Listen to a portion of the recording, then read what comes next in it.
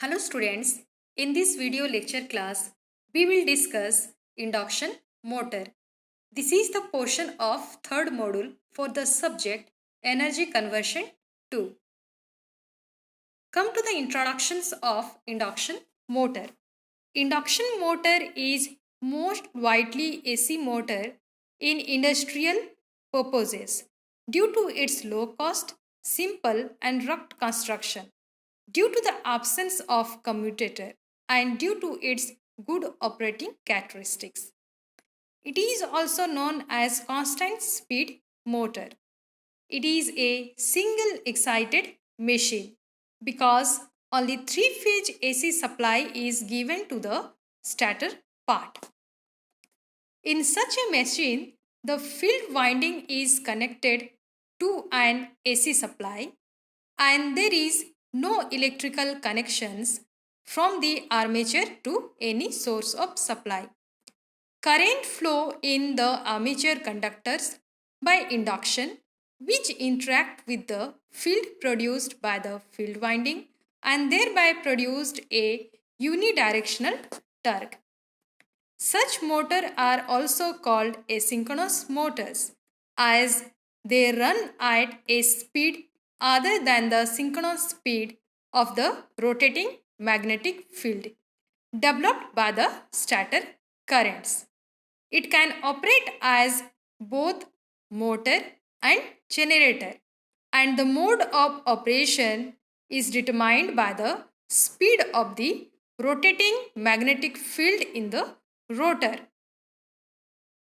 Induction motor may be considered to be a transformer because the power is transferred from stator to rotor by the principle of induction.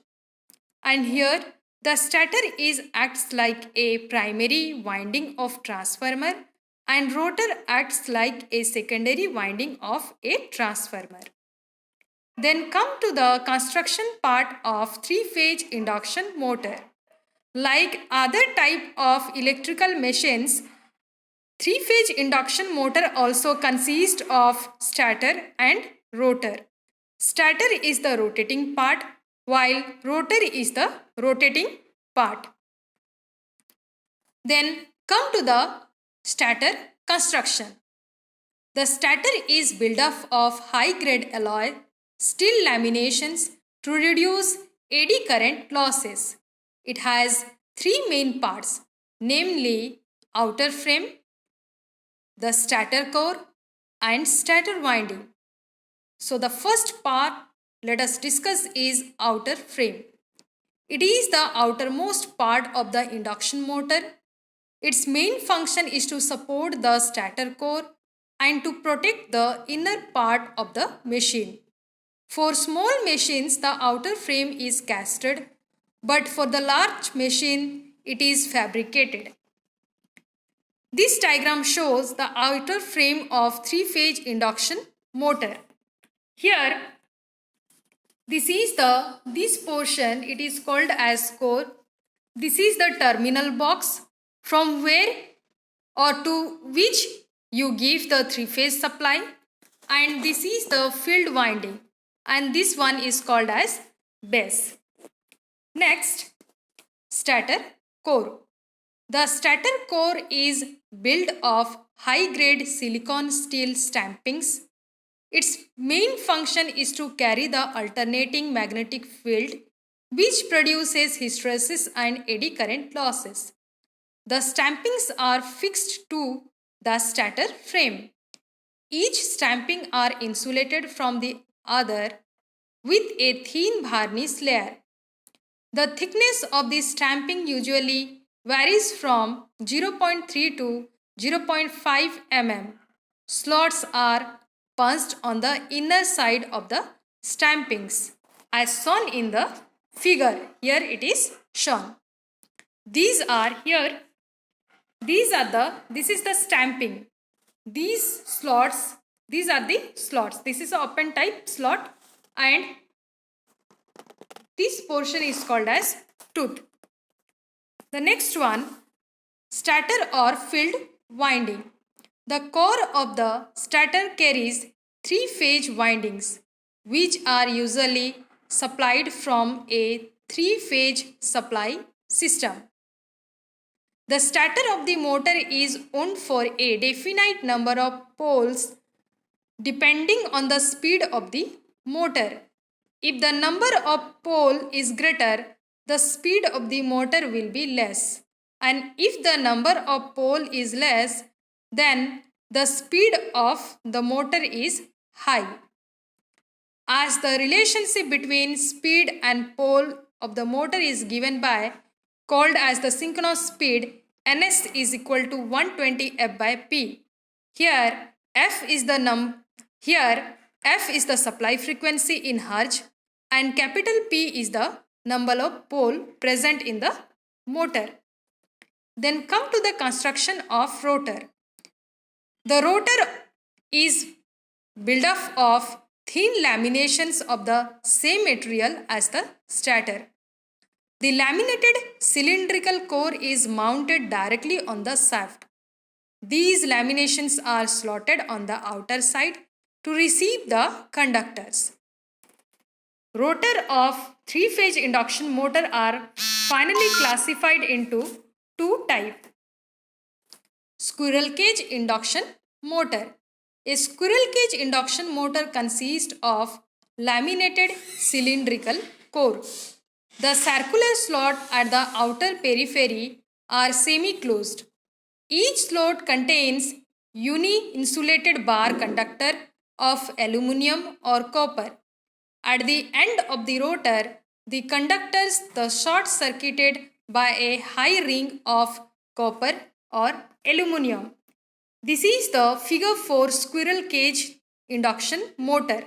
Here, these two are the end rings which are slotted and they are short-circuited by aluminum or copper bars. The rotor slots are usually not parallel to the shaft but are skewed.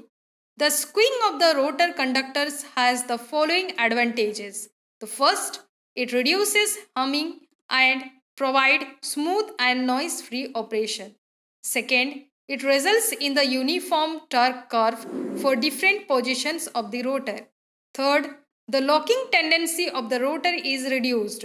Fourth, it increases the rotor resistance due to increased length of the rotor bar conductor.